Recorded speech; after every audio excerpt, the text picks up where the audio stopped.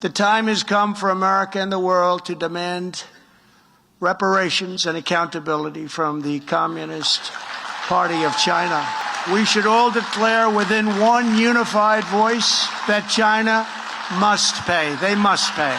The media, the Democrats, and the so-called experts are now finally admitting what I first said 13 months ago. The evidence demonstrates that the virus originated in a Chinese government lab.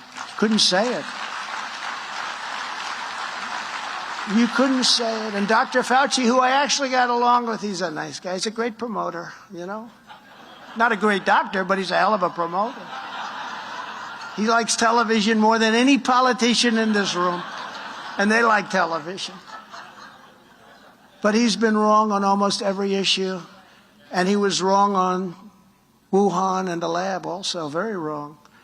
And we ended the payments. You know, they were started in 2014, and then I can tell you, Mark Meadows came in, and I talked to him, and he saw what I saw, and I said, what the hell's going on? When did that start? Started in 2014, and we ended it. Our administration ended it. But generally speaking, I went the opposite way of Dr. Fauci, what he was saying. For instance, Fauci said, do not close our borders to China or Europe, but I did it anyway. And months later, he said I made the right decision and saved thousands and thousands of lives. He said it was the right decision, but he did not want to close that border.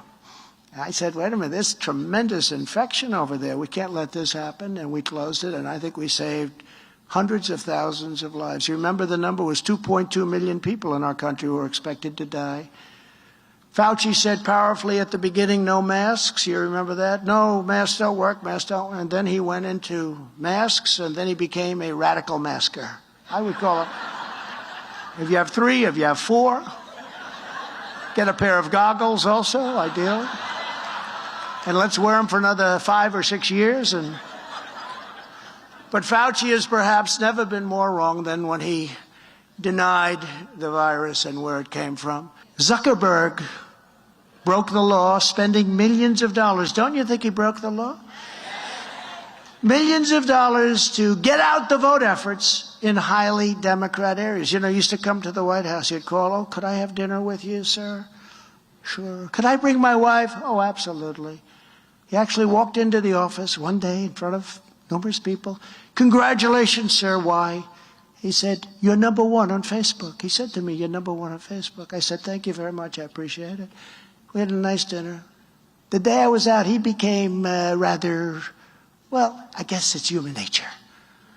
But we can't let our country be run by that kind of human nature, can we? Zuckerberg, it's another beauty.